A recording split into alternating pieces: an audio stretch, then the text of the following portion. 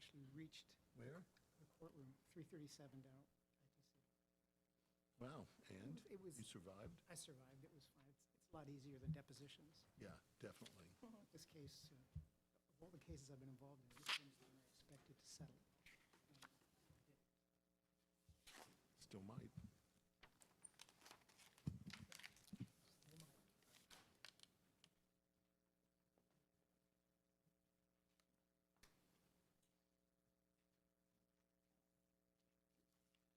Fukushima is he here in town? Yeah. He's at the Center for American Progress. He was in DC, but I didn't know if he was still You want his contacts? at some point.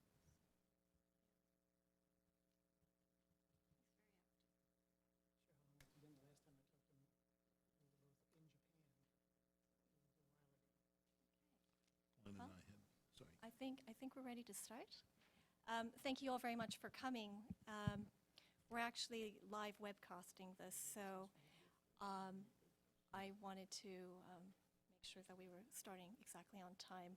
I'm Shihoko Goto. I'm the Senior Northeast Asia Associate with the Wilson Center's Asia program, and it's very good to see a full house here today.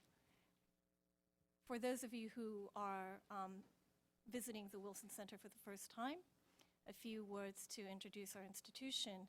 We were founded in 1968 as an act of Congress. We are actually technically part of the Smithsonian Institution, and we are a living memorial to President Woodrow Wilson, who is to this day the only president who has a PhD. I think there's been a lot of talk about TPP. It's been a long, drawn-out negotiation session, but over the last few weeks, we've seen a lot of political muscle weighing in. And today, we find that the Ways and Means ranking member, Congressman Sander Levin, is going to Sydney this weekend to be an observer in the TPP negotiations. That is possibly a step in the right direction, but it's a bit worrisome when he says that it is, quote, oversimplification to conclude that a deal can easily be reached. We've had meetings in Tokyo last week, and we find that still to this day, even though we are talking about a trade framework for the 21st century, we are still mired in 20th century issues of agriculture and auto talks. President Obama and Prime Minister Shinzo Abe of Japan have talked over the phone to try to reach an agreement, but we're really not seeing much progress. At least we are seeing political momentum, but is it too little, too late, or can we actually see some sort of breakthrough? And I think there are two people here today who can really give us insight as to what's going on, what we can expect, and also give us a better perspective on where we are and how it compares to previous trade negotiations. To your right, my left, is Robert Rogowsky. He is professor and chairman of the soon-to-be-created master's degree in diplomacy at the Monterey Institute for International Studies. He's also an adjunct professor of trade at Georgetown University's School of Foreign Service. Robert has also served as chief economist at the U.S. International Trade Commission, and he was also director of operations at USTIC. To my immediate left, to your right, is Gary Horlick, who is a partner at the law offices of Gary W. Horlick. He is a former head of the Department of Commerce Import Administration, and he was also an international trade counsel to the Senate Committee on Finance. So with that, I'm hoping that Robert could kick us off. Well, I think actually Gary's Oh, gonna I'm take so it. sorry, it's Gary. We made it, we negotiated among ourselves. Oh, well, you reached an agreement. Quickly That's and very good. successfully. Put your slide up, or? Is there anything to turn on? No, I think you're fine. Okay. Very briefly, because everyone here already knows this, TPP is a negotiation of a rather large free trade agreement among 12 countries, accounting for somewhat more than 40% of world GDP. So it's important, whatever the membership. The two largest economies in it by far are Japan and the United States. The negotiations started, depending on when you count, in 2008 or 2010, but they really got rolling in 2010. And there was a predecessor agreement starting with New Zealand, Singapore, Chile, and Brunei. So that's the basics. I'm sure you all know that. This negotiation could have finished a year ago, probably could have finished 2 years ago. So what's it stuck on? It's stuck most immediately, and everyone knows this, the tip of the iceberg is a negotiation between the U.S. and Japan about market access for U.S. agricultural products in Japan and somewhat tariffs on Japanese automobiles and, more important, automobile parts coming into the U.S. Once those negotiations are completed, all the other 10 countries, which are waiting around for it to be completed, have a whole series of other deals to be completed, the most complex of which is probably involves dairy. Once the U.S. and Japan agree on dairy, then there's a negotiation of U.S. with Canada, Canada with the U.S., New Zealand with the U.S., New Zealand with Japan, New Zealand with Canada, same for Australia. So dairy is actually really hinged very directly on what happens between the U.S. and Japan, but there's a lot after that. After that, there are lots and lots of issues, but the fact is, basically, the agreement's been done. There's a text, it's bracketed text. The brackets have been disappearing. People I've talked to who are doing this say they could do this with the right signal from their leaders, meaning U.S.-Japan gets done in a week or two. Obviously, it takes longer than that, but the thing to emphasize, thinking back to my high school physics, gas expands to fully available space. That's certainly true in Washington. So most of the issues you hear about probably are not that big a deal, except perhaps length of patent length for certain pharmaceuticals. The rest will get bargained away. If you look carefully, there's almost no economic opposition to this deal in the U.S., including from labor unions. There's a lot of people saying, I will not support it if, but very few people saying, I will not support it at all. A few members of Congress are, but not enough to stop this.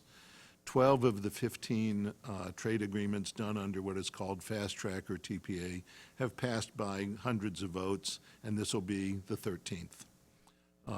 If those deals are done involving U.S., Japan, and the others, this just isn't that difficult to do. For you fans of U.S. politics, there's an additional hurdle, which is something called Trade Promotion Authority, or fast track. The leading savant on this entire subject, Mac Dessler, is here, so feel free to say something if you want.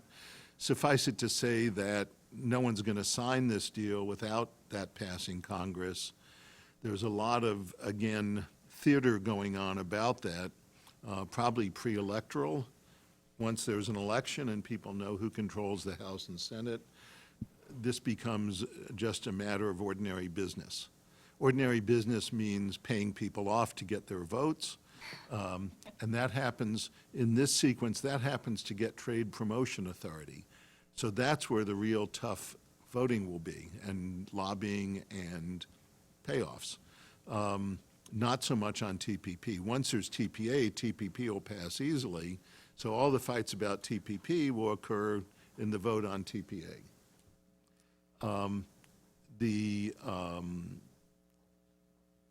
I said it was just ordinary legislative business. Our Congress at the moment is not very good at ordinary legislative business, as many of you will have noticed. So I have no idea when TPA will happen, or even if it'll happen. You can't tell me if they'll adjourn someday. So this is all now subject to the gridlock we've seen on everything else. Not because there's a particularly partisan split. Democrats in the House will generally oppose TPP and TPA, their own president, and TTIP later because that's what the party does. But that's not the issue. The issue is whether there are 20 or 30 or 40 of them who will vote for it in the House, enough so the Republicans are willing to vote for it en masse. As I said, this deal will have something for everyone, so yeah, that'll happen. In the meantime, there will be a lot of gas. Noise. This is when the turnout here, the Smithsonian tells me, what Wilson Center told Bob, that 170 people signed up for this. We expected 20. That's data indicating that we're near the end. People in Washington only show up when something's imminent. After that, because they have other things to do. And the same is true. Everyone says, why isn't business lobbying for it? A, they're lobbying plenty to get the best deal they can. They show up once it's time. The sight of this room fills me with joy, but given the uncertainties in our political system, because I want this to be over. I really want this to be over. So I will close with an observation. This will end in November, but I haven't told you which year.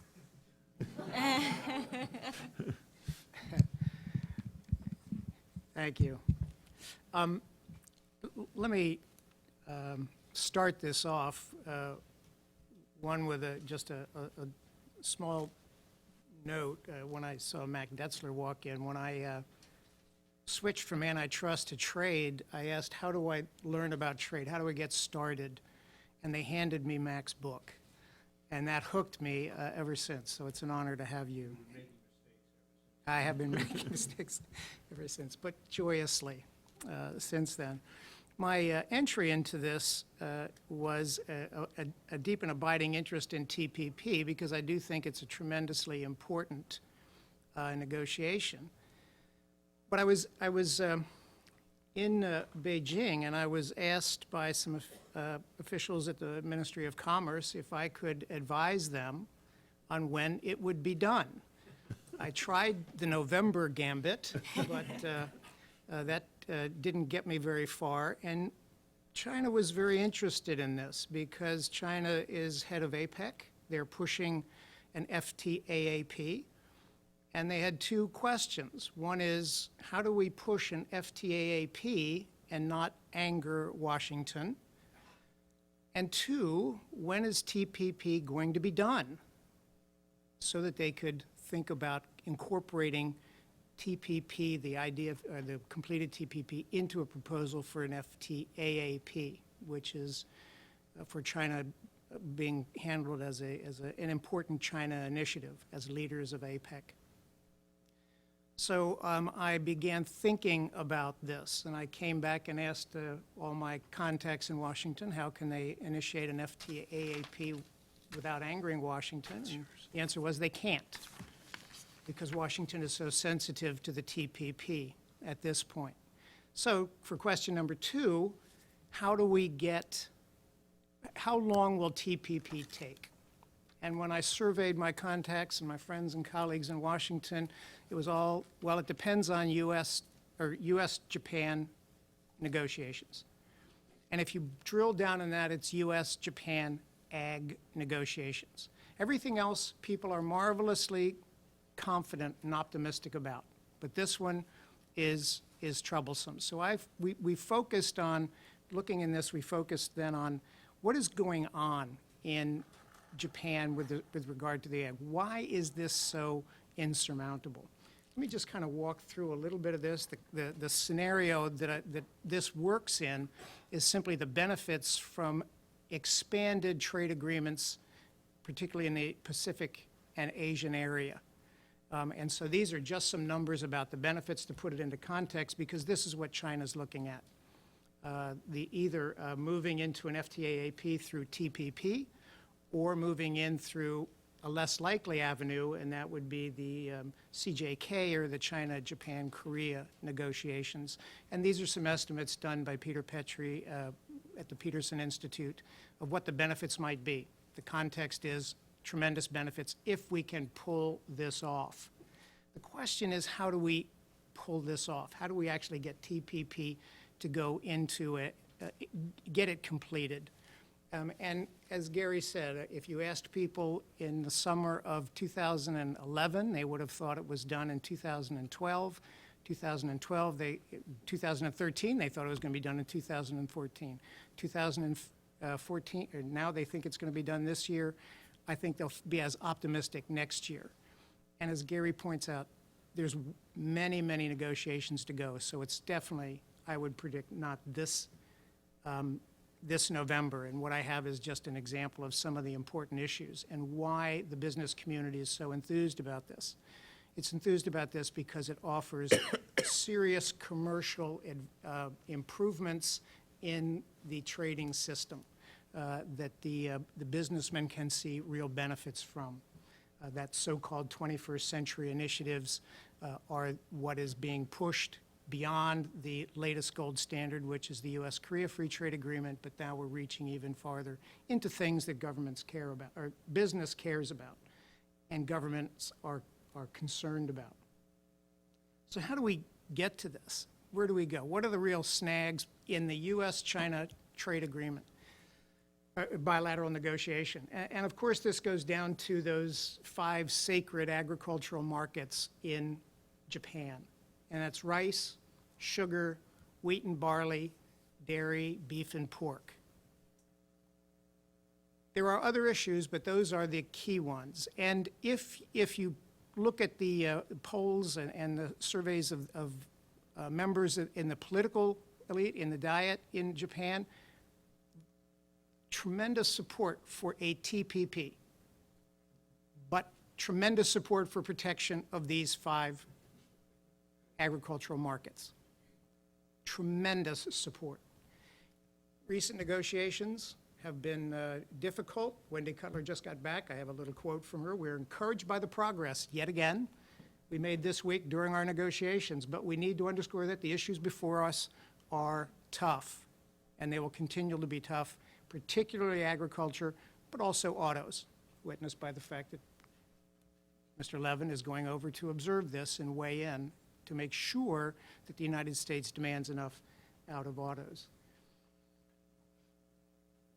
So thinking about Japan, what is it that makes this so difficult in Japan? And Japan has had a rather rapid series of leaders, new prime ministers coming through, and to some extent, it seems each of them has hit the agricultural buzzsaw and faced some serious resistance if they have been promoting the kind of reform, particularly opening of the agricultural markets, to do the restructuring that Japan so desperately needs. Some have tried that. Nato Kan has tried to do this and had a short term. Yoshihiko Noda tried this, also hit a pretty serious buzzsaw. Now made some progress, created a headquarters for revitalizing of Japan's food, agriculture, forestry, and fisheries, has tried to do this, has tried to implement side payments, which is a WTO initiative to get out of subsidies and ag programs that affect production levels. Now it's, instead of affecting production or promoting exports, it's now side payments to farmers as a way to be a neutral trade effect, which has been pushed by the WTO and accepted by many, many countries. And most recently now, we have Shinzo Abe, who has come in with his 3 arrows, his restructuring to get economic growth, enhance competitiveness, and to recover the lost decades that Japan has suffered. This is a very dynamic program of reform and increased productivity, but again, he has hit this very heavy buzzsaw in Japan, and in particular in agriculture. And so just a few facts about agriculture that help think through and identify where some of the real problems are. Agriculture, like in most countries, is a very, very small part of the economy. Stunningly small if you think about the policy influence that they have. Less than 1% of GDP in agriculture. 4.8% of Japan's population. These are particularly, on average, relatively senior citizens, mostly part-time farmers. 70% of the rice farms, the most sensitive in agricultural commodity in Japan, indeed a sacred kind of commodity in Japan, are grown on 2-acre lots, right? Incredibly small, incredibly inefficient. And it's wonderful taking the train through Tokyo because you see big buildings and fancy Ginza-type areas and rice pots all over the place, right? So they're everywhere, and it covers 13% of the land in Japan is covered with these little 2-acre rice plots, protected by a very, very high tariff and a tremendous amount of subsidies, which is, in a sense, the problem. Support goes to 1.3 million people. That's 60% of all the farmers are rice farmers. And it also supports a fairly large employment pool. 3.5 million people are in one way or another affected by all these subsidies. And more importantly, it's protected by a very sophisticated agricultural cooperative that is the Jiazenchu, which has 10 million members, has its own bank, and is an extremely effective lobby group challenging any kind of reform that takes place in Japan. One of the things I found out that's intriguing, I want to learn more about, is that they actually get their commissions, they get their revenue based on the price of rice. So high rice prices mean high revenues for the cooperative and the people that work in the cooperative. Side payments are not counted in this. So that's a tremendous revenue cut for the people that are in charge of lobbying for agriculture. And I raise that because it's not clear to me that rice farmers, because they're all relatively elderly, because they're all part-time, because they're 2-acre plots that people can't survive on, it's not clear that they so much are the problem as the lobby organization that has them as a constituent. So a little bit more needs to be done on that, but my sense is this is an important part of the snag in reform in Japan. It's not just agriculture. Many in the industrial community are very, very supportive. People are generally supportive of trade, liberalization, and reform, supportive of TPP.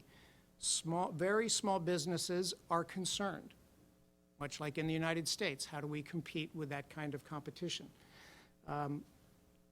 Particularly firms of 10 employees or less. So it's not, there is generally wide support, not terribly strong support, and so there is concern in the manufacturing industry as well. There have been some significant reforms that are worth mentioning because I think that they may go to November of next year, perhaps. Because part of the agricultural reform program is to get out of this really seriously inefficient agriculture that we have in Japan and break down the small 2-acre plots and allow people to consolidate into larger, more efficient agricultural farms. And in the 1970s, there was a law put in place that prohibited this for the purpose of protecting the small farms. In 2009, that law was removed, and since then there has been a tremendous amount of agribusiness investment going into consolidating land into larger, more efficient farms. So there are some market forces at work here as liberalization takes place, which will create a counter lobby, perhaps, to the traditional Jiazenchu. The problem Japan has, though, and I kind of maybe will end with this, is that if you think about the geography of Japan, you can't go very far in expanding your efficient land before you hit either ocean or mountains, right? It's just small, flat space. Japan cannot compete with the agribusiness of the United States and Australia and Brazil and other countries that have the land space, and eventually perhaps even China. what Japan has to do if it's going to maintain agriculture as a profit center, as a competitive strategic industry, has to rethink this from old, traditional, supported 2-acre plots, and they have to put this into a serious 21st century organization for competitiveness that allows the market to operate and become more efficient. But how do they do this? And where I'm going to end this, and would love to think more about this and talk more about this, if you think about where Japan can go, it has to get out of the big staple crops, soy and wheat and corn and even rice, and turn to things that are high value, high profit, targeted for rising middle classes. Because what do middle class want? Organic foods and safe foods and health foods and nutritious foods. Where is this huge middle class growing? In China. So increasing trade between Japan and China offers Japan a tremendous opportunity to take this rather restricted land structure that they have and turn it into remarkably profitable agribusiness, serving a desperately anxious market with a rapidly growing demand. Because what do the Chinese want? Safe food, nutritious food, healthy food, consistent food, but particularly safe food. And Japan can offer that. So that kind of targeted production for certain kinds of specialty foods, high-value foods, could be a tremendously effective program, competitiveness program for China, and it requires serious negotiation with the Chinese to get that market opened up, because the Chinese are as protective of their agriculture as anyone else. And so for me, the TPP, if it can break through this bottleneck, and if we can be as optimistic as Gary is about all the other things that need to be done, and over the next 9 months we can get them sorted out, so November of 2015 we can actually say this is done, then it opens up tremendous opportunities for taking TPP and starting to talk to the Chinese in an FTAA context, but with particular emphasis on agriculture, because I think the benefits, the potential benefits to Japan are vast. Let me end there, and I guess we can go to questions. One question I do have is going back to this idea of political leadership. And we're seeing a lot of political will at the moment, or at least it's being publicized more. When it comes to Japanese agricultural reform in particular, I think it's been a hallmark of Prime Minister Abe to call for reform, structural reform, the third arrow. Is he delivering the message in a way that is palatable to the Japanese voters? That's one question. And then the second one would be, is President Obama himself promoting the need for TPP? And for the United States, it's more of a the rebalance, the economic rebalance towards Asia. Are these ideas being promoted adequately enough from the leaderships of both countries? I'll start. On the U.S.-Japan agricultural issues specifically, which is the politically thorniest part, you have to realize Japan decided to cut severely its agricultural protection in 2001 when it signed on to the Doha negotiations. They went into the negotiations knowing they would have to cut. In 2008, it was down to 7 countries. Japan was one of them: U.S., Japan, EU, Brazil, India, China, Australia. 6 of the countries, not India, but 6 of the countries said, yes, here's the package. Japan was one of the 6. So Japan voted for a package which basically cut their agricultural protection in half. And then in 2011, in order to negotiate its way into TPP, Japan agreed with the U.S. that it would cut its agricultural protection. So it's not like no one's thought about this. Successive Japanese governments and prime ministers have formally decided to do it. It's that last bit. Now, is there any kabuki going on here, as trade negotiators always say? Part of Japan's contribution to trade negotiations. Lots. Any Japanese prime minister will have to be seen being dragged kicking and screaming, the pen forced into his or her hand before they can do it. And so this is part of the kicking and screaming. Negotiator walks out, see, no deal's better than a bad deal, et cetera. And the U.S. is going through the same thing, and if I had to guess at this stage, waiting for the elections as well. So that's the cause for optimism. The cause for pessimism is recent data. I would say that on the leadership side, any Japanese prime minister would have to be seen to be forced. There's stuff in this for Japan, most notably access to U.S. natural gas. When Japan decided to go non-nuclear, Japan doesn't have a lot of other energy, as you know better than I. So this is saleable to the Japanese public as, you know, I got you an assured supply of energy from a friendly country. And then beyond that, this is more than anything else for Japan and for the U.S. a geopolitical agreement.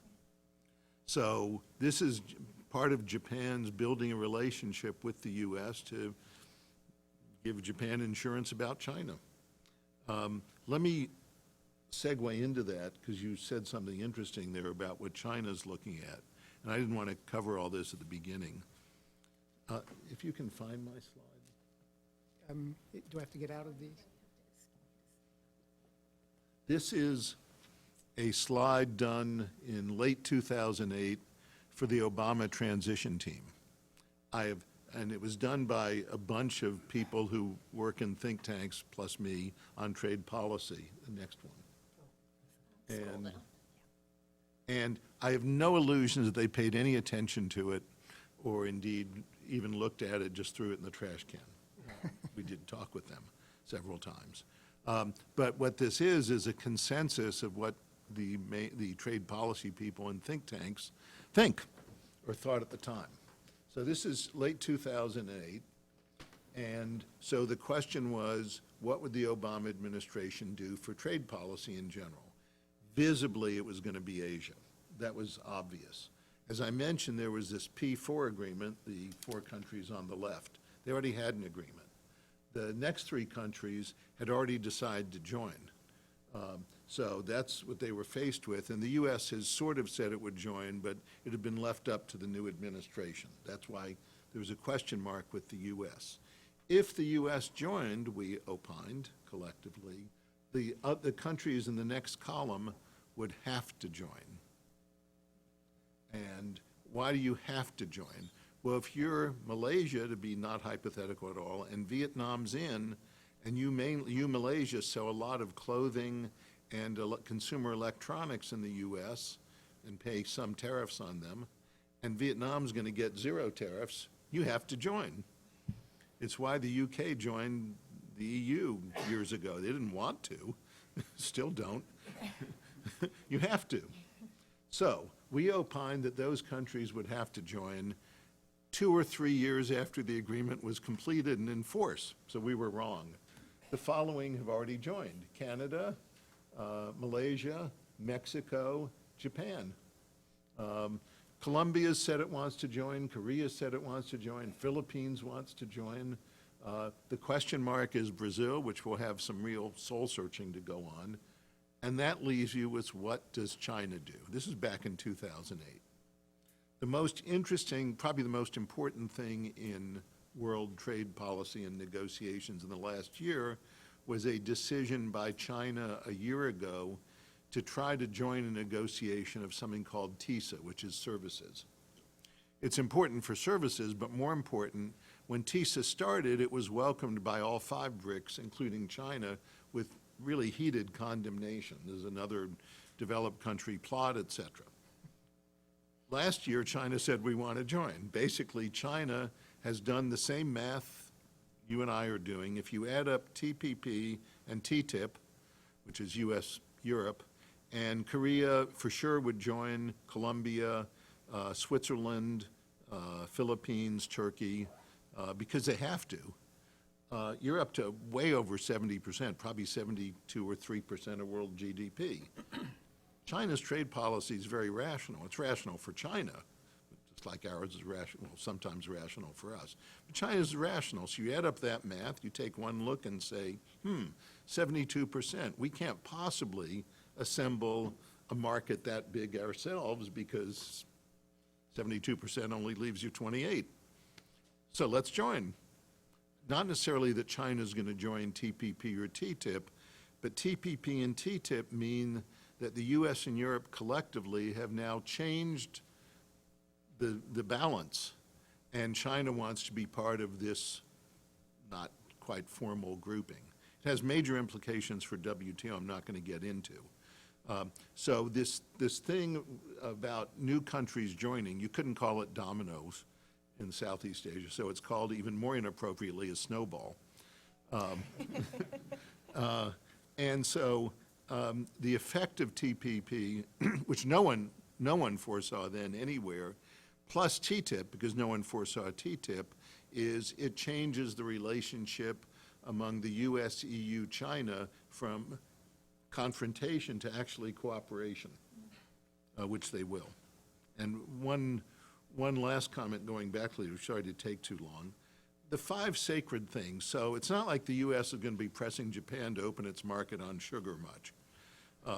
We have our own sacred products. Well, we're that shameless. Nah, but they're not. Right. Rice is done. Literally, the day Japanese membership in TPP negotiations was announced, U.S. Rice Federation announced, well, you know, we know we're going to get screwed, it's okay. Wheat, the U.S. has a privileged position in wheat. It's sort of in there with the cooperative.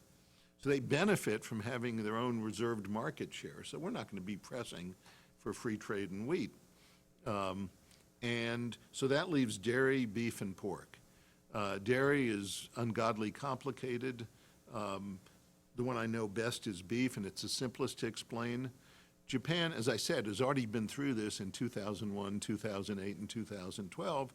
3 months ago, Japan signed, sealed, you know, all this stuff, an FTA with Australia, cutting the tariff on beef in half and promising Australia, less publicized, that if the U.S. got a lower rate, so would Australia. Australia is a big producer of beef, meaning Japan effectively opened its market to beef. Because if Japanese beef farmers, not the Kobe guys, but other stuff, aren't competitive with the 38% tariff, they're sure not competitive at 19. And so it doesn't matter, that's just for show, whether it's 19 or 9 or 0, in terms of the impact politically in Japan on this co-op and its members. So these deals, you know, pork's the hardest, probably, but a lot of, you know, all this talk about 5 products, we're down to about 2. So it, and autos, I don't know if you've walked outside recently, you didn't notice any barriers to Japanese nameplate cars, did you? No, I didn't think so. We have a 2% tariff, which is an annoyance. It's a lot of money, but it doesn't keep cars out. And U.S. sales in Japan would be nice, but if you had a marginal dollar to spend marketing your cars, you're not going to spend it in Japan. You're going to spend it in China and India. So I go back to these are all issues that are not, frankly, unresolvable. And so the political leadership is literally on a few items in agriculture, and it's something they've already decided to do, and Japan has much bigger reasons, as does the U.S., to get this deal done. Yeah, and I would essentially second that. I think, particularly in Japan, Abe has done a good job, a very good job of trying to push these reforms forward in a political marketplace that for which these reforms face a great deal of resistance. This you don't do easily, and you have to be patient. It's a long-term process. I agree with Gary that they're going to be Japan needs to be brought kicking and screaming into a deal. I mean, this idea of the gyatso, to use that outside influence to do what they know they need to do. I think maybe the leadership problem is more in the United States, because I can't imagine China agreeing to signing a TPP and then hoping TPA will be approved. Because if it sits and languishes, that's a loss of face to anyone who has signed this. So the U.S., I think the problem is with the U.S. I mean, I still think that there are some serious issues that China or Japan is going to have trouble giving up on and fighting through, but they can't sign for sure until the U.S. has together that it is going to live up to whatever agreement it signs. So TPA definitely before TPP. Both things. If, Before you sign it, yeah, just legally, you'd be crazy not to. yeah, I just can't imagine any of these countries, I mean, some countries would, but certainly Japan, I don't think is going to sign it without TPA in hand. Let's open it up for questions. We are webcasting this, so if you could wait for a microphone and keep your questions brief. Thank you. Any hands?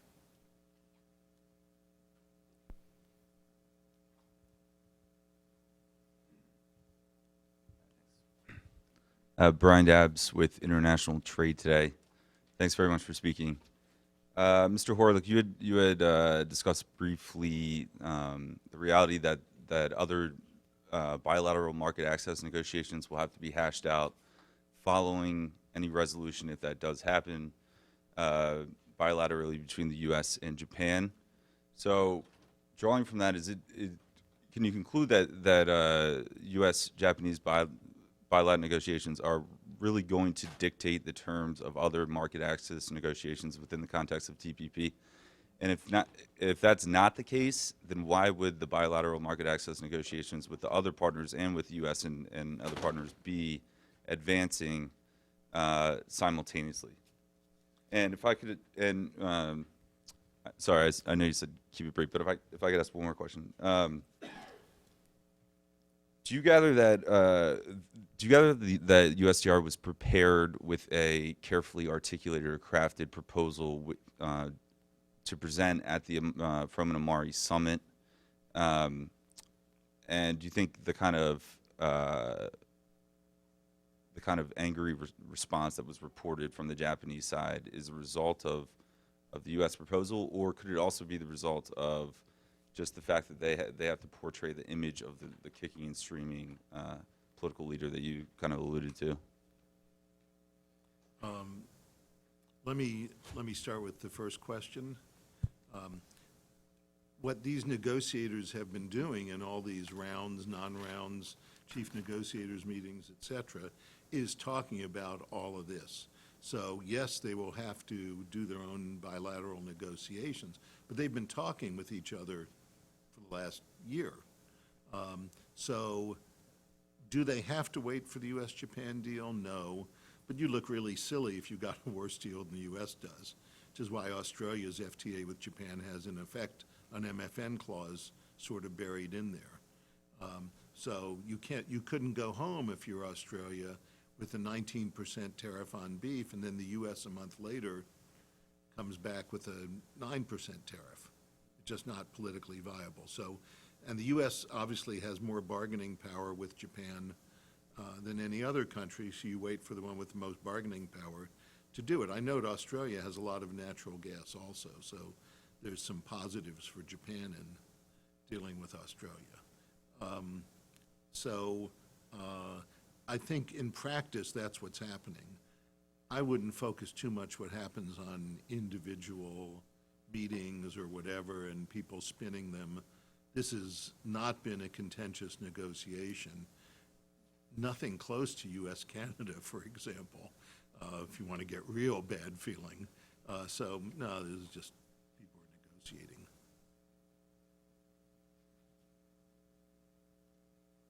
Add something? I'm not sure I can. Okay. Next You have a question. much closer tie into the negotiators than I do. Ed. Oh, sorry. Hi, my name is Bernie Leah with Seton Hall University. My question goes to the Regional Comprehensive Economic Partnership. Japan had pushed for like an ASEAN +3, and in that negotiation, China had pushed also for the ASEAN +6 idea that's now turned into RCEP. With the Sino-Indian trade agreement, it seems like that's starting to fast forward, or there's actually rubber meeting the road. What kind of trouble, or would that be trouble with getting TPP to actually take off in a manner that's still helpful to the United States, or is there going to be, or is that new negotiation, now that it's got a little bit more traction, going to cause some difficulties in making everything, sort itself out?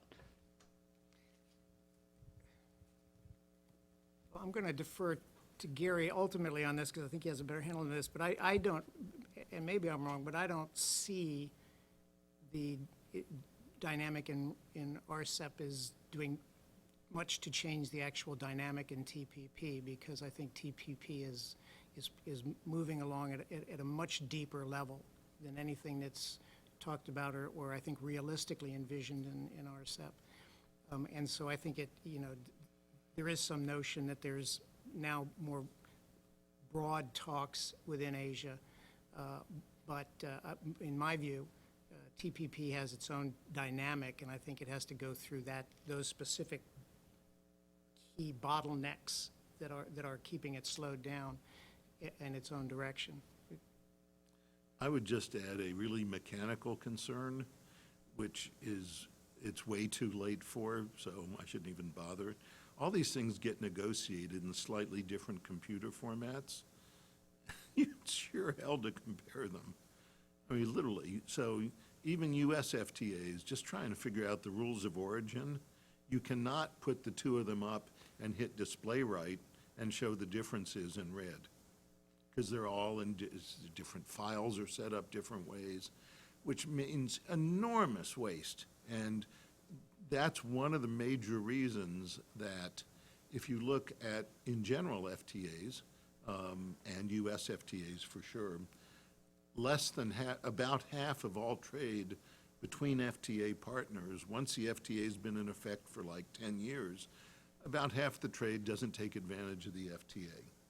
It's just easier to use WTO MFN rates because looking them up, proving origin and all that. So what you're looking at is very defective and stuff that could be solved very easily if you all used the same format from day one. So, God, if they do RCEP, I hope they use the same computer languages. TPP. And how many of these things do you need? So you can argue that China's really pushing RCEP and the three-way as a form to stake out leverage for an eventual deal with the US and EU, but also hedging in case they don't get one. And China, you can't ignore China to state the obvious. I mean, even if TTIP and TPP is 70+%, China is still too big to ignore. So there will be some sort of US, China, EU something, and they're all positioning themselves. And I think that's what's going on, which doesn't mean it won't happen in different computer formats. I just want to clarify. You're both very optimistic about the outlook for TPP. And given that optimism, does the momentum for RCEP diminish as a result? Japan obviously is a party to both, but the United States is not. Will Japan sort of back away from it, or will it kind of muddle through? I am optimistic about TPP, so yes, I am. I think it's gaining a momentum that even politics can't overcome, and I think it's too important to Japan. I think too many people in Japan recognize the importance, and I know because I've been talking to people in Vietnam, and they recognize the value that's going to come from this, dragged kicking and screaming in. So I'm very optimistic about that. But I think if I follow along on what Gary was saying, I think the next dynamic is not going to be RCEP, but is going to be U.S.-China negotiations. Perhaps in some sense that ship has now been launched by the Peterson Institute with the new book by Bergston and Huffbauer and Steve Milner proposing CHOSTIA, China-U.S. Trade and Investment Agreement. It's kind of a Mexican-sounding name, but it is a proposal. And it's an important one in the dynamic of Washington because it formally launches at a very preeminent level the dialogue now looking to a free trade agreement with China. And I think the dynamic in Asia is much more about a free trade agreement with hopefully the TPP countries as a unit and incorporating China into that. The RCEP is too broad, and it's got some trading partners in it that are just way too hard to deal with. And I think that China is much more internally set in a place to really start seriously thinking, and even some of these other members of RCEP. So I think my guess is that's the next real big initiative once we get TPP signed and delivered. Just to follow on, FTAP doesn't work because Russia's a member. Well, we're not doing that anytime soon. Again, it's numbers, it's size. Size matters. If China, the U.S. actually has some weird aberrations in this line, but most countries sit down and they figure out who they want deals with, and it tends to be based on size of market. So if you're China, duh, us. Ed. Andrew Mohammed, the Economic Research Service, U.S. Department of Agriculture. Just a quick question about the position of the Canadians in the agreement as it relates to Japan seeking exclusion for its dairy sector. Sort of what's been the position of Canada on that very same issue, particularly when you think about, I guess, the supply management practices, as well as these extremely high above quota tariff rates in Japan. So, I mean, in Canada. So are the two sort of seeking the same exclusion, or is it that sort of one is just simply waiting on the other to sort of give on the dairy sector? My perception is that the Canadians are waiting to see what happens with Japan. And then they're going to jump in and negotiate from there. So as Gary points out, it isn't that when the U.S. and Japan come to agreement on this, we're ready to sign the TPP. It launches a whole series of follow-on negotiations that are going to have to take place and could actually be quite sensitive. As I understand it, and please correct me, Japan still has a certain degree of legislative malapportionment. I don't mean gerrymandering like here, I mean literally more voters in one district than another, tilted towards rural areas. But that's not true particularly of the U.S. or Canada, for example. And so if you do the math, and there's a paper out there doing it, there are fewer ridings, they're called ridings in Canada, I think. There are fewer ridings in Canada with fewer dairy farmers than 20 years ago, as you would expect. And then those ridings are not only less dependent, but have other fish to fry, sometimes literally, and therefore have other goals in this negotiation. So a riding which was just totally dairy 30 years ago in U.S.-Canada FTA, now dairy but. And you're already seeing some erosion, not huge, with the Canada-EU FTA, where agriculture was not being very aggressively treated in either direction. But even so, Canada had to open some. And once you start doing I'm sorry, I left out the most important thing, which Robert did. If you have a cow, you can sell the milk in China. Because of the baby food scandals and the baby formula scandals, hundreds of millions of parents in China don't want the local product. So, baby formula from anywhere. So when this TPP started, it was like, and some of you know, New Zealand badly needed market access in the U.S. Well, they still want market access in the U.S., but they're selling every drop of the stuff, or grain of the stuff, it's powdered, into China, as is everyone else. So people, you have to take in, we're no different than 20 years ago, all we cared about in cars was Japan. Well, sorry, China's a bigger market than the U.S. So if you don't take into account where the markets are, you're not going to see where the negotiations go.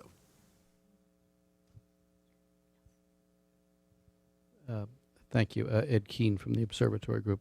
One of the speakers earlier highlighted the importance of TPA, the Trade Promotion Authority, in order to complete TPP. So there are a couple issues related to TPA that I'd like to raise to see what the speakers think about it.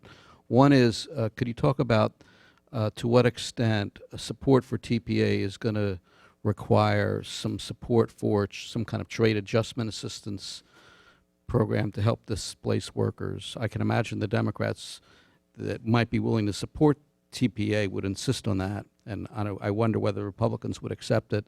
And second, I also wonder whether the whole issue of very, very weak wage growth, wage stagnation, is going to make it complicate efforts to try to get broad support for a TPA agreement in Congress. Whoa.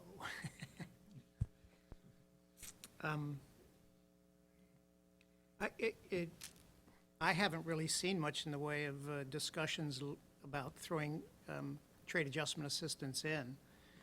It's one of those, if I look historically, it is something always the Democrats will demand and the Republicans eventually give in on. And TAA is actually quite extensive now. It's quite an amazing program. I'm not quite sure what the Democrats would ask for more of, except perhaps making it a little easier for people to actually access it, which is a problem. So it's an easy gift to give because people can't use it very well.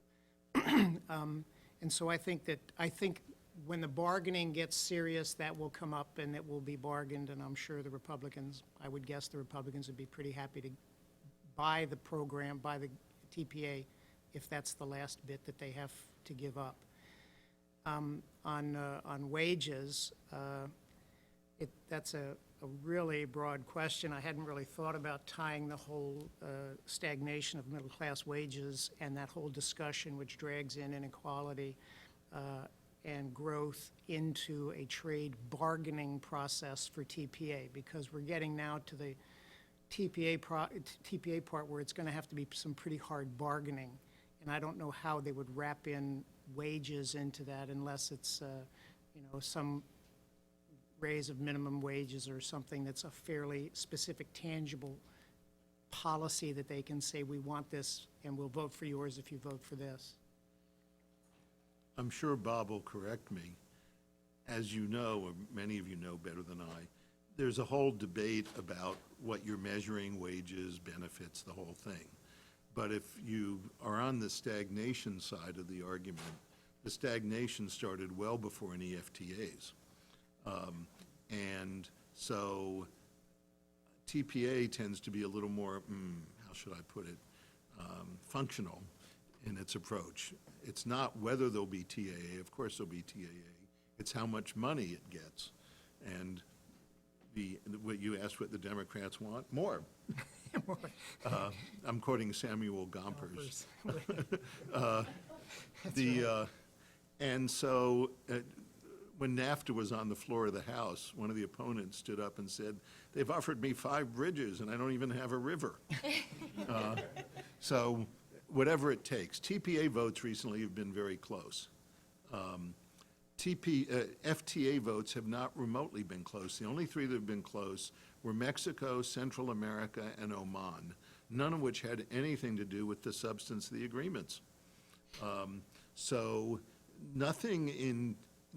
Americans still feel guilty enough about Vietnam that nothing in TPP has that kind of lightning rod possibilities as Mexican or Central American drug smugglers or illegal immigrants or Omani, don't laugh, underage camel jockeys.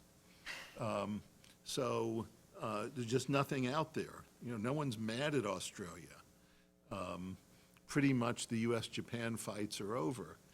You don't have that kind of visceral thing to mobilize around. So obviously people will try and make it close because they can get paid off more. Sorry for being cynical. As she mentioned, I was briefly trade counsel at Finance Committee. Watching sausage being made is, that's what it is. But in terms of who actually opposes this deal, who will say, I will oppose it no matter what it says, no matter what you give me? Not many. So could you run against it as symbolizing the declining wages, increasing inequality? In some districts, maybe. At a statewide level, no. There are 725,000 cow-calf families producing cattle in the U.S., in all 50 states, even Rhode Island. You know, senators don't do that kind of thing lightly. Maybe a couple in Maine will go south. McConnell's not going to vote against this for 5,000 tobacco farmers. Democrats will, but only after they're sure there's enough for it to pass. Right. So I don't guarantee any of this because it's Congress, but all the indicators are that this is the same kind of drama that the Japanese go through.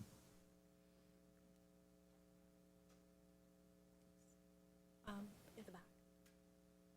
No, right by you. While by she you. looks, let me add something on the timetable, just to be totally mechanical or legal about it. Let's say they announce 2 weeks from now, it's done. What they're announcing is an agreement among negotiators. They're not announcing a piece of paper. They have most of the piece of paper done, but let's say it takes another 6 weeks to make these other deals and get an actual piece of paper, which is a text. That piece of paper then goes through probably 3 to 4 months of what's called legal scrub, where you actually, can you make sure everything's written consistently, et cetera, because this thing's going to be interpreted in dispute resolution. So now you're into early January. No, I'm sorry, you're into early March at the earliest. So only then do you actually have a signable document. And that's really fast work. I'd be surprised if it's that soon. And needless to say, legal scrub is an opportunity for a little renegotiation. So everyone does that. So let's say you're at April. At that point, if you're really in a hurry, which is unlikely, but could be, under a law which lapsed in 2008, the prior fast track, but which everyone still follows, the president has to notify Congress 90 days before President Obama signs it. So now you're into April, May, June, July.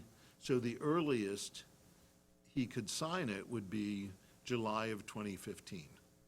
And that's super fast. So this thing isn't actually going to be signed until, let's say, the end of 2015. And then you get it through Congress. Maybe they want to do that in 2015 as I think about it. So let's say they get it through Congress in 2015. Then the president has to do some certification, et cetera. If you really go fast, it goes into effect 2016. But if I had to bet my own money or a beer, it's 2017. So it really could. Going fast. It could be November 2014 and 15 and Yeah, 16. it could be all of them. That's a good point. Yeah, we could do all Novembers. Sorry, someone had a question. It was very interesting to hear. I'm sorry, I'm Nelson Saika from Georgetown Law, former grain trader. It was very interesting to hear about the idea of shifting to the high value agriculture products in Japan and exporting to China. But the other thing that I think that is in Japanese mind is the national goal to improve the self-efficiency of the food production in Japan. Ultimately food security. Do you have any idea to factors in mind? And the other question is, would there be any legal protection for Japan for food security under TPP? Something. To be really crude, so forgive me for saying this, if you don't have any natural gas, you can't cook the rice. So you're not like real secure. The food, there's a lot of work in APEC, and it's on the APEC website about food security. It's where most of the good thinking's been done. Essentially, you cannot possibly have food security in a single country, certainly not one the size of Japan. If God, whichever God you choose, decides to have a drought, you're out of luck. Food security comes from making sure that back in the day, whenever it was, but before the World War II, you could actually have famines. But right now, since the 60s, the world produces enough food. It doesn't mean people aren't hungry, but that's an income distribution problem, not a food security problem. And I doubt anyone in Japan's that poor. So food security is making sure that world production, which is sufficient to give everyone more than enough calories, gets to people who need it. So the worst thing you can do is close off different markets, because then you can't move the food around. We saw this in 2008 when the price of rice went up. Several rice-producing countries banned the export. So the way you ensure food security, some version of this will quite likely be in TPP, is prohibit export bans of food among TPP members for food security. Let me just jump in there very quickly, because when you say food security, what most people think about is how do we make sure that we're producing enough food for our people, because that sense of security is we don't really trust all the other countries, trading partners. And Gary's point is exactly right. Countries need to rely on the trading system as the source of its security, not on its own internal sufficiency. Second part to this is because of the growing demand for food, and largely, not partly because of population, but largely because of the rapidly growing middle class and that demand for high-quality protein food, which takes more grain to produce, there's going to have to be a lot more innovation in food production, genetically modified organisms and better productivity, and those productivity best practices can be taken from the United States and spread to other countries where it's not being used efficiently. So the kind of coordination and communication and collaboration among countries with an idea to food security is critical, looking at innovation, right, and making sure that better innovation and better management practices are put into place. So I think it's a tremendously important issue, one that doesn't get enough attention from the leadership, and one which relies on more collaboration among countries to make sure we all in the community are going to be able to satisfy this really remarkably growing demand for food over the next 10 years. One more note on the trade side. India in the WTO is pushing very hard an initiative labeled food security that would let India basically subsidize its farmers, overproduce. India is not starving, it's a major exporter, and export the surplus to Pakistan and East Africa and wipe out the farmers there. Let me just let this in and let it linger for a moment, but I was looking at the demographic numbers, and between now and 2050, which isn't that far away, we're going to add another China and another Africa to the mouths to be fed. So it's population plus this rising middle class. And most of that population growth happens to be in places that don't grow much food, as it turns out. So the trading part of this, creating a trading system that assures nations that they can get food security by participating in that trading system, is going to be tremendously important.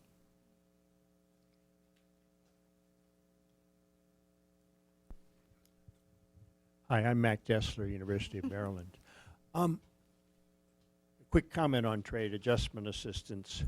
It doesn't seem to be as powerful a currency as it once was in trade politics in terms of moving Democrats. However, it was relevant the last time we had a vote, which was 2011, when Obama, with all deliberate speed, brought through 3 FTAs to Congress, and the Democrats' price for that, for scheduling, essentially was to schedule extension of trade adjustment assistance at the same time. So one can presume that some form of that dance will develop.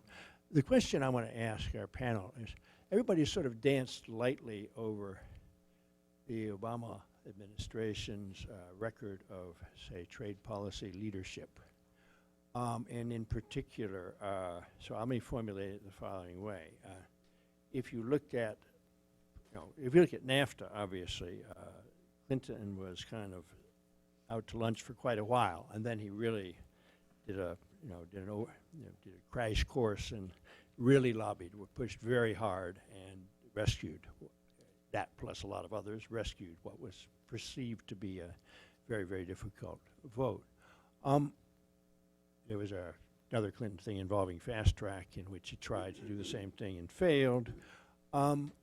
This one, in terms of just the atmospherics of it, you get a lot of noise from the Lori Wallachs. I get a lot of emails about this danger and so forth. It's hard to know how to rate them, but I think they are taken seriously among those Democrats who have these constituencies, and so they do. But what seems to me the administration has been, at least at the presidential level, not been very active, not been very visible, has been agreeable. If you want to pass, if you in the Congress want to pass fast track for us, that's just fine. But I wonder if we comment on that and talk about what your sense is about this. For a Democratic president to push the two biggest free trade deals in American history is extraordinary. And that's what Obama's done. So that alone, wow. Well, he's endorsed them. He's had his negotiators work on them, but he hasn't jumped out in terms of his own visibility, so far as I know. Admittedly, he's not necessarily a great lobbyist on other things. He's not the prime minister of Japan. You know, it takes two. So I give him high marks, one, for that, and two, his administration, and Froman should get credit also, because he was in the White House before USTR. That administration saw what TTIP could mean. It saw that, you know, they weren't looking for TTIP, but when it showed up, they realized what it meant and pretty much grabbed it. And those two, at a presidential level, that's what you do about trade. You don't actually negotiate anything. I hope he isn't. So You have a role at the other end after the. yeah, his role. So Clinton passed NAFTA, and that was huge, and he should get a lot of credit for it. The Clinton administration and the H.W. Bush administration didn't do a lot of trade. They did a lot of, you know, you add up the agreements, they're not that big. Bob at the ITC struggled to find any economic impact from most of them. We did find some. I mean, the George W. Bush. Well, you ask, yeah, W. Bush, not Yeah, you said H.W. H.W., yeah. If you ask an economist, they'll find some. Of course. So, but not much. No. So, you know, and I'm not blaming Clinton or W. Bush. Whatever it was in the water in Washington, people were not being aggressive on trade. So this is way beyond what either Clinton or W. Bush actually did after Clinton, to give him credit, got NAFTA passed. H.W. Bush did something similar with NAFTA and the Uruguay round. And also with an excellent USTR, Carla Hills. But, you know, we've had other good USTRs, lots of them, but they're limited by what is doable. So, I repeat, for a Democratic administration to do this is a real change. I'm going to agree with both of you. What I think your inference is, because I agree with Gary that for a Democratic president to be, even to sign on and be supportive of two very, very large negotiations, and quite possibly landmark negotiations, really, for what TTIP has the potential to accomplish. And so kudos to him for doing that. On the other hand, I agree with what I sense you're asking, in that can't he do more? Can't he really, at a leadership level, not negotiate, but be the trade supporter in chief, looking to get the country to understand that we need to be moving in this direction? And in that way, he has not done as much as I would like to see him do in this area. On the other hand, if you understand the dynamics of American presidents, he is now going into the last 2 years of his presidency. Legacy is on his mind. Almost always they turn to foreign issues and foreign affairs. It is not going to be Syria. It's all in It's going Mac's to be book. trade. Right.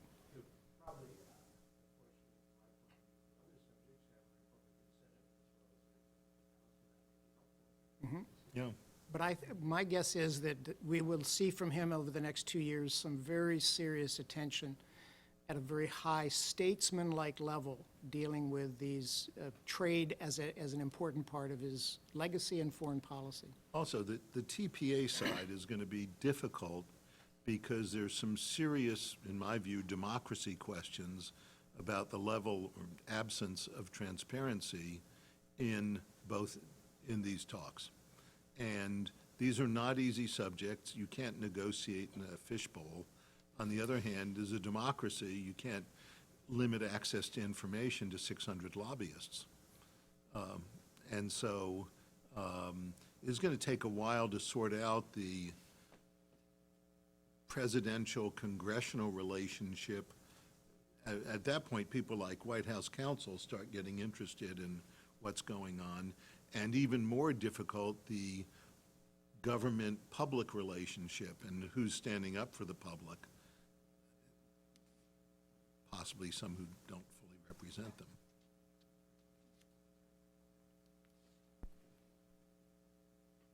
Yes.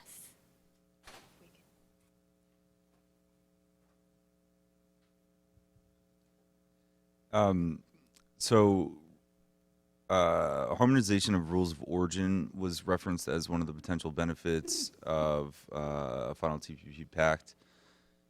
My question is just how would that really materialize? For instance, would the U.S. and Vietnam right now or have negotiated pretty thoroughly rules of origin for textile trade, and have concluded, or I think it's general consensus that there will be a yarn forward rule of origin with flexibility such as a short supply list. So could that provide a framework for textile rules of origin in TPP, or what do you really mean by harmonization?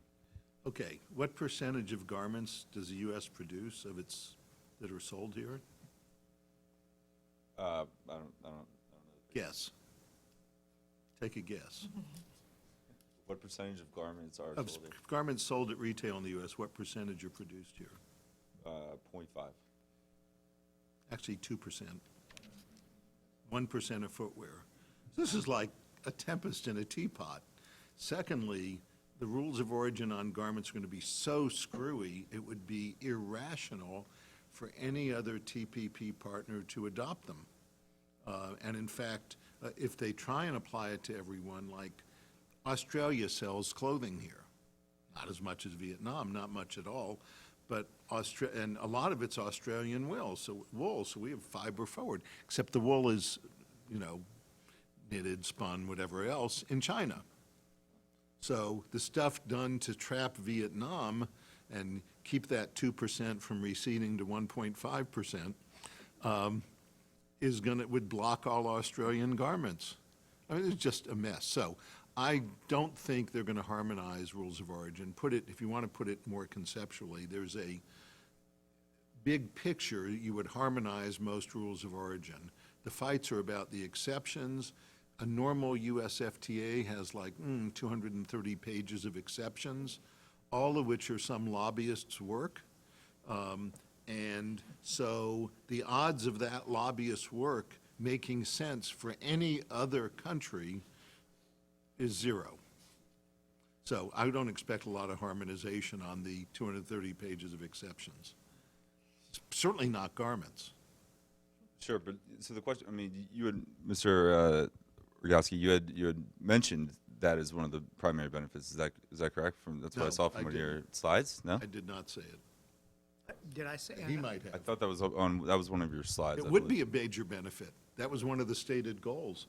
I'm sorry, I missed, what did you say I said was the major benefit? I thought I saw on one of the slides that rules of origin harmonization was one of the Oh, targets. it's one of the items that is one of the agenda items being discussed. To Okay. be clear, it would So- be huge. Go back to what I said. Half of preferential programs like FTAs aren't used. And in large part, rules of origin are part of the problem, a big part. Right. I'm a company, I can sell to you at 0 tariff, or I can pay the WTO tariff of 10%. But if I want to sell to you at 0 tariff, I have to do all kinds of paperwork, not on what I do, but how the how the fabric was made, where the sheep ate its last meal before growing the wool. I think I'm kidding. Et cetera, et cetera. The U.S. just lost a case on origin labeling yesterday. So the cost of that basically deters people from actually using these agreements. So we would get a lot more bang for our buck with all the projections you see about the benefits of TPP or TTIP. Assume that there's no such disincentives. You can cut every one of those estimates in half based on serious stuff. There's a paper by Stefano Imani at UNCTAD on the subject. So it's your impression that rules of origin will be stipulated bilaterally for pretty much all Some will products? be harmonized, but anything where anyone wants to do something screwy, they won't be.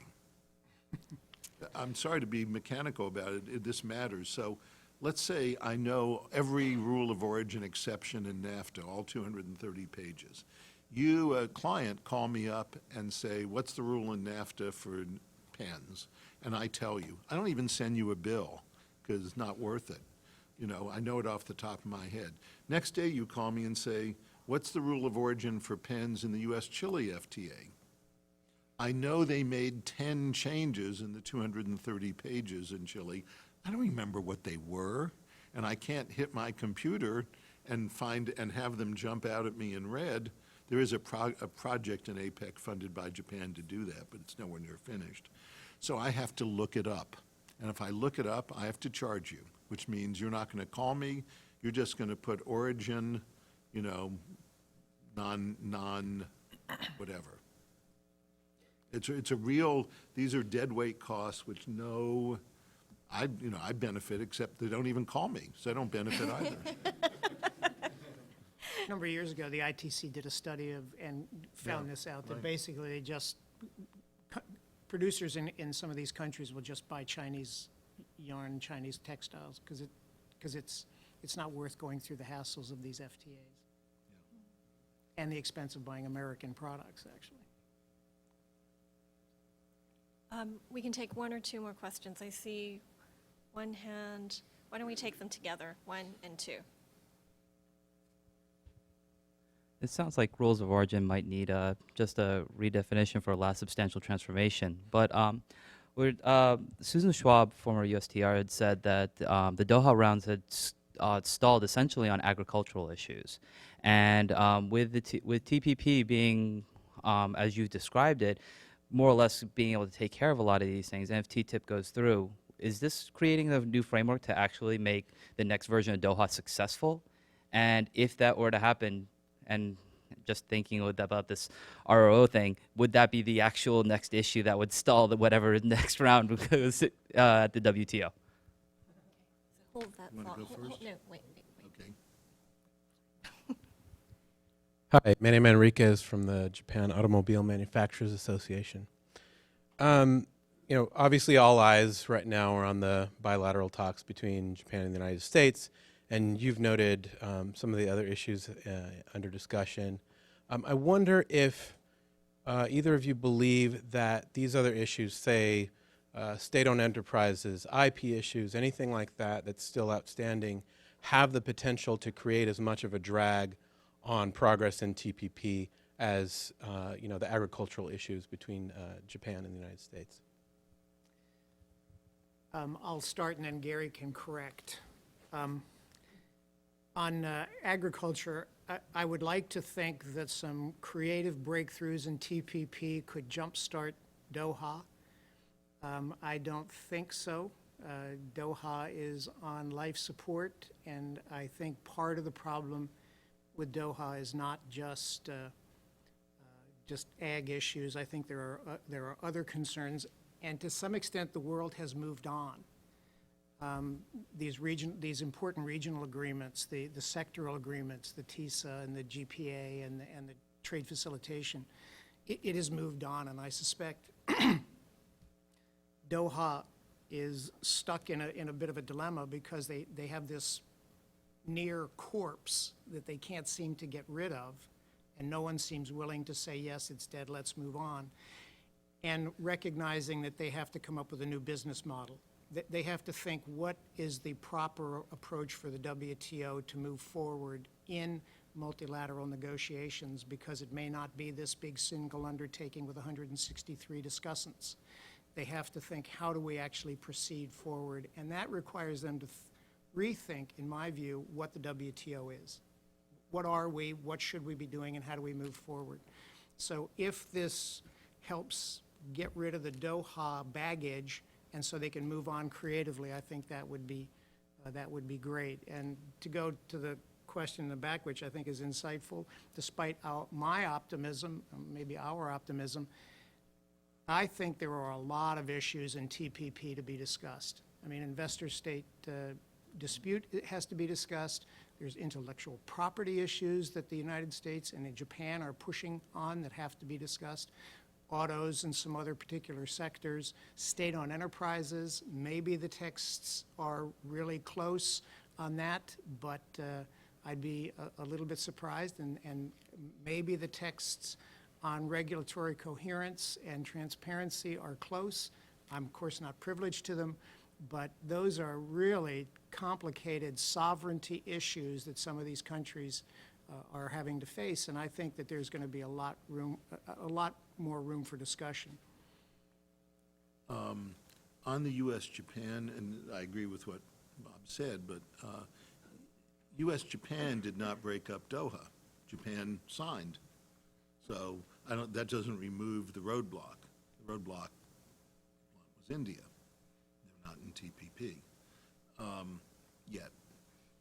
So I think, Doha, I agree with everything you said. Doha has so much baggage now, TPP directly doesn't do it.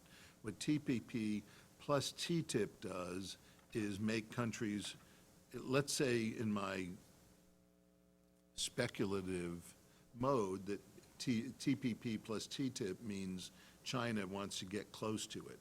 Unsure what, I hate this word, modality, but one way or another it winds up as US, EU, China. At that point, people like India, Brazil, Russia have to think really fast because they're not big enough. India could eventually be big enough, but it won't be. Russia, no way.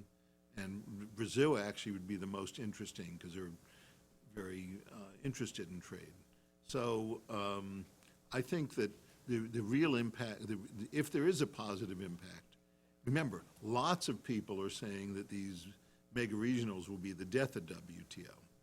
If there is a positive impact, it's from the shock of a US, EU, China power base saying, we don't care what the WTO does, we're going to do what we want. And that may bring some people back into the system. On the issues that was mentioned, that's a very good list. The one I see as most likely to be difficult is pharmaceutical patents, because that gets popular attention real fast, including here. And it's a big fight. US, Japan wants more, other countries want less. It's going to be a big fight within the Obama administration because it has huge budgetary consequences for affordable health care. And so that's a big fight. There's another potential one in IP on internet stuff, and by disclosure, I worked on this for internet companies here, where USTR originally was sort of opposed to the internet, but sort of has changed position. But there's lingering, as some of you may know, an IP agreement called ACTA was voted down in Europe by those kinds of concerns. So, and who knows what would happen, because this is people not normally participating in the trade arena who get worried that their internet's going to be destroyed, and they get quite forceful. So I don't think that's likely, but you can't discount it because it's happened before. SOEs, it's a great idea, but if, as is, how should I put it, rumored, the U.S. proposal is to exclude all subcentral entities, which is 95% of Chinese SOEs. I don't know how important it is. And plus, what they're doing now, and they've been doing for several months, both for SOEs and services, and several other things, is creating lists of what are called non-conforming measures, NCMs, where every country says the rules don't apply to this list of SOEs, of which the U.S. has its share. So it's not like the U.S. can go in and say SOEs are terrible. There's some ancient negotiating stuff from before 2008 in USTR's talking points about how bad state ownership of enterprises is, but a little out of date now. So those are all going to be, but logically, those could be political issues. But I'm just telling you, the negotiators seem quite happy with all of that except the pharmaceuticals. Doesn't mean what they're doing is good or bad, it just means they seem to have agreed. Well, I know we have a lot of other questions to ask, but the time has come for us to say thank you to Gary and Robert for coming, and I really want to thank you all for coming too. If you haven't picked up a copy of their essay, please do so. It's outside. This will be available online as well, and a PDF of this will be available online as well. So thank you again.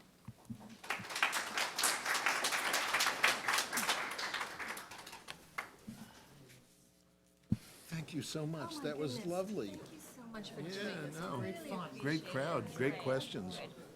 Hey, say hello to you. Good to see you.